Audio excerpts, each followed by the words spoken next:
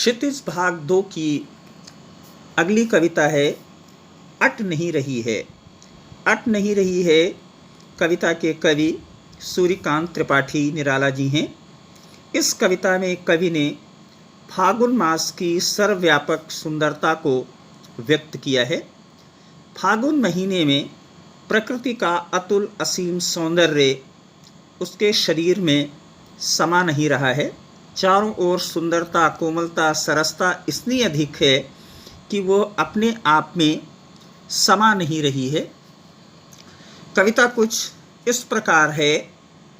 अट नहीं रही है आभा फागुन की तन सट नहीं रही है।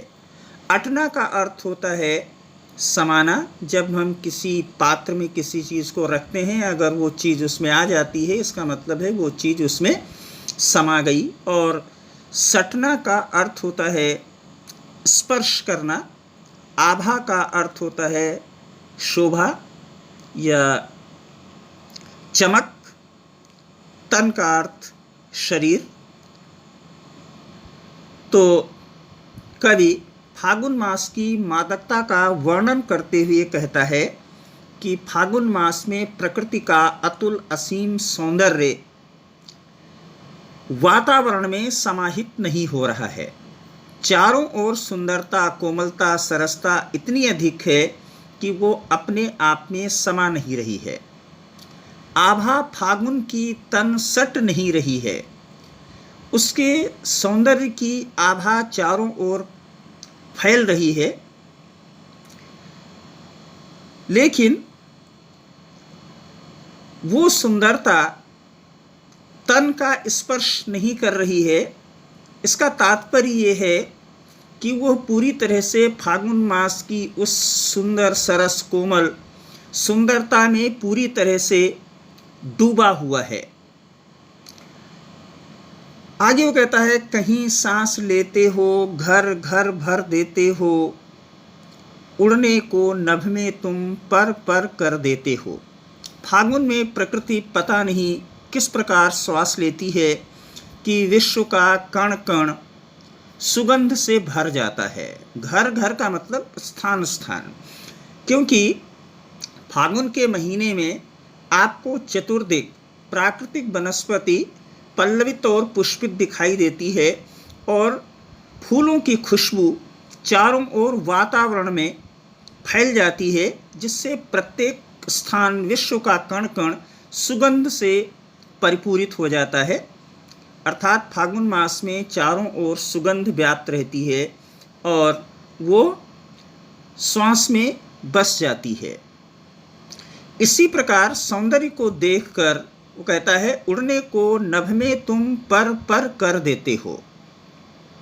भावुक हृदय कल्पनाओं के पंख लगाकर उड़ने लगते हैं तथा नवीन अनुभूतियों में भरकर विश्व के सौंदर्य को विविध प्रकार से अभिव्यक्त करने लगते हैं।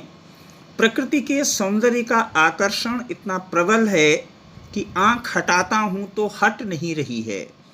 उससे आँख हटाने का प्रयत्न करने पर भी आँखों में वही समाया रहता है।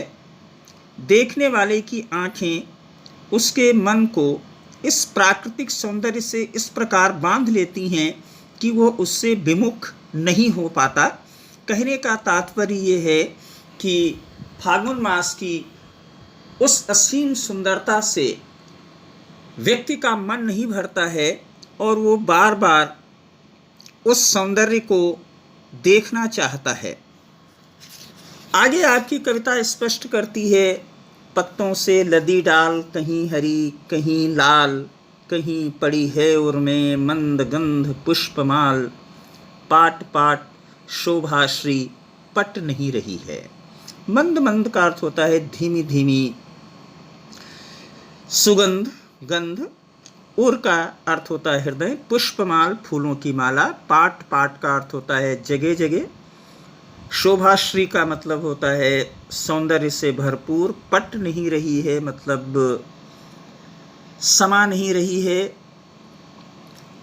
तो कवि प्रकृति के बसंती सौंदर्य को साकार करते हुए कहता है कि वसंत ऋतु में पेड़ पौधों की डालियां पत्तों से भर जाती हैं। उन पर कहीं हरी और कहीं लाल कोंपलें फूटने लगती हैं। पत्ता जब आरंभिक दौर में निकलता है तो उसका रंग कत्थई अथवा लाल जैसा होता है, लेकिन थोड़े समय के बाद उसका रंग परिवर्तित हो जाता है और वो हरा हो जाता है। तो वृक्षों की, पौधों की डालियों पर कहीं पर हरे पत्ते दिखाई दे रहे हैं और कहीं पर लाल रंग के पत्ते दिखाई दे रहे हैं। कहीं पड़ी है उर्मे मंद गंध पुष्पमाल। विविध रंगों के फूल आपको फागुन महीने में चारों ओर खिले दिखाई देते हैं और वो फूल जिनसे भीनी भीनी खुशबू आ रही होती है, ऐसा लगता है कि प्रकृति के हृदय पर धीमी धीमी सुगंध से युक्त सुंदर फूलों की माला सुशोभित हो रही है। भाव ये है कि वसंत ऋतु में चारों ओर सुगंधित फूल अत्यंत सुंदर लगते हैं और फूलों की मधुर मादक सुगंध और उनकी सुंदरता सभी जगह व्याप्त हो जाती है। कहता पाट पाट शोभाश्री पट नहीं रही है। ये सौंदर्य इतना अधिक है कि किसी भी सीमा में नहीं समा रहा है। अर्थात वसंत में प्राकृतिक सौंदर्य असीम और अवर्णनीय होता है। इस कविता में कवि ने वसंत ऋतु में वृक्षों पौधों की डालियों पर जब नए नए पत्ते आ जाते हैं, उन पर नई नई कोंपलें फूटने लगती हैं और उसके पश्चात चारों ओर रंग बिरंगे सुगंधित फूल खिल जाते हैं और वो खिले हुए फूल ऐसे प्रतीत होते हैं कि मानो फूलों के हार हों। तो कुल मिलाकर के कहने का तात्पर्य ये है कि फागुन के महीने में जब वसंत ऋतु का आगमन हो जाता है तो प्रकृति का सौंदर्य असीम और अकथनीय दिखाई देता है।